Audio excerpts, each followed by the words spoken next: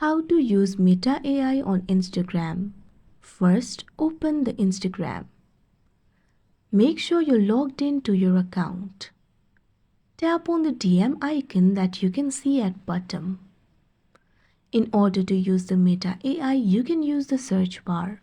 Tap on the search bar. Enter your question or query over here. You can find this section for Ask Meta AI. Tap on the question or command that users entered. Now the chat for Meta AI will be opened. Your message will be sent.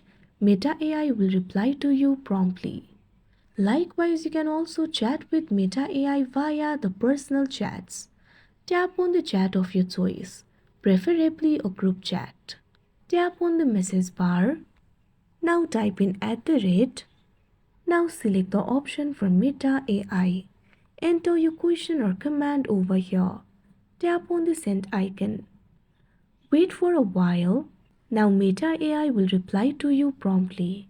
Like this, you'll be able to use Meta AI on Instagram. That's it for this video. Thank you for watching.